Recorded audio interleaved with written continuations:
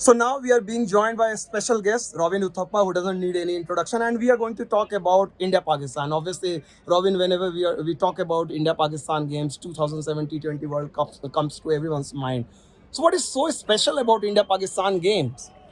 I just think it's there's so many things special about the games. I think the fact that um, you can't put a finger on it, right? I think it's got that kind of situation where I think this rivalry has been so much for so long that it just brings the hype up in the game, and I think that's what makes the game so much more exciting. I think when you're growing up and you want to play for the country, you always want to be part of an India-Pakistan game. It does live up to the hype for a player initially, but I think after the first couple of games, you realize that the best way to go about that game is to treat it like any other game, and I think that's what all the players have done in the recent past. Robin, a lot of people think that even if it is the Asia Cup, six teams are playing, but effectively it's a three-match series between India and Pakistan. India and Pakistan fans are so much deprived of these bilateral contests.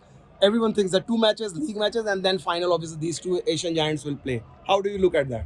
Well, I think it's interesting. I think it's good to have India-Pakistan games. I think it'll uh, just to kind of peg these players against each other would be good to see. Just to watch the cricket from a cricketing point of view, to see these skills going up against each other will be great for cricket. Will be great for viewers. Will be great for the records also. We'll really see where these players stand against and stack up against each other. So I think in that sense, it'll be great cricket to view. Having said that, I don't think the ball will the eye will be far away from the ball in as much as the focus will be on doing well against this team, but also taking one game at a time and performing well and winning one game at a time and hopefully winning the Asia Cup or There the is, Indian team. yeah, That'll be their focus. there is always a great build-up to any India-Pakistan game, and we are seeing in Asia Cup because it's still few days to go for the first game, India and Pakistan. We saw that Waqar Yunus tweet that Indians will be relieved not to see Shahin Shah Afridi. Similarly, your old friend Irfan Pathan replied that since Jasprit is not there and obviously a couple of more bowlers will not be there, Harshal Patel to be precise. How do you look at this kind of comments? It's just try to hit the things up, or I think it just builds up the hype of the game. But the hype I think happens outside the field. I think the players know um, that what goes on in the field, what happens between the 22 yards is what matters, and I think their focus would be on that to do well there. Definitely, there is a little bit of hype, and it's not that it doesn't reach the players, but the better ones actually focus on the process, and their focus would be to and I think in a way it's good that they're playing against each other three times, so that you get all that hype out of the way. I think by the second game, you'll see truly the facade of the hype will fall away, and the players will focus more on their performances and winning the match for their teams. you were recently in Zimbabwe, Harare, commentating in that series. What were your impression of this Indian team, the T20 setup, even if some of the key players were not there? Well, it's a great white ball side. I think we're blessed with so much talent in our country that anyone can play and represent the country, and will give any other team in the world a run for their money.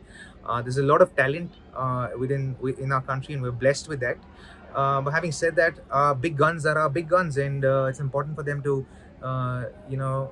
have them in these big tournaments, in these big ICC tournaments, and I'm glad we have a full side, and I'm certain that all of them are keen and looking forward to every competition that's going to happen there in each game, and there'll be many competitions within those games, so they will be a lot of fun to watch. An interesting debate has been going on regarding Virat Kohli's, lack of 100 in last 3 years. How do you look at that? Because suddenly, the moment you speak about Virat Kohli, it seems like people get polarized. There is pro Virat, anti Virat. How do you look at that? This is very funny because we haven't witnessed this kind of situation earlier in Indian cricket. Well, I think it's an unnecessary kind of conversation. I think for someone who served the country for so long, we have to see that people keep saying that he hasn't got 103 years, but you have to understand that a big part of those 3 years were the COVID. So in my opinion, leave the man alone. He knows how to get his runs. Nobody has to, like, if he feels the need to speak to someone, he will, and I'm certain he has. It is a very humbling experience to go through. To be able to not be able to score runs the way you would have scored runs, because the standard that he set for himself and the rest of the world. And for us, even who watch him play and who want him to succeed, is so high that we feel that what he's doing right now isn't scoring runs. But I feel like we will see that part of Virat again. It's a matter of time. It's just about him finding that space for himself, and I think we just owe it to him to be patient with it. Have you noticed this subtle change in your old friend Rohit Sharma's batting? Because earlier he was regarded as he's a different template in ODI cricket. Now suddenly you see Rohit going from the word go from the first ball, which was unusual for someone like him. I think as a leader, he has to inspire, and I think maybe in the past, every time he's been captain, he's probably found himself in a place where he's been a little bit more circumspect than he used to be when he was not captain. And I think he wants to chuck that whole part of his game where he's being a little circumspect, a little careful out of the window, and just play with being free, and with complete abandon. So I think he's taking that approach, and I think that approach is good. It'll inspire the other guys to also play positively and do well. Robin, you when you were playing for India, you used to possess that devil may care approach while batting. Whether it's 360 or taking innovative shots. How do you see in that contest someone like Rishabh Pant and Hardik Pandya? Well, I think they're incredible batters, and they've done so well for themselves in the recent past. Especially Rishabh in Test match cricket has been incredible. Although I feel in T20 cricket and one-day cricket, and I'm sure he would agree as well, he hasn't lived up to his potential, and I'm certain that in due course people have faith in him, and in due course he will repose that faith and show us that class player that he's shown us that he is in Test cricket in other formats as well.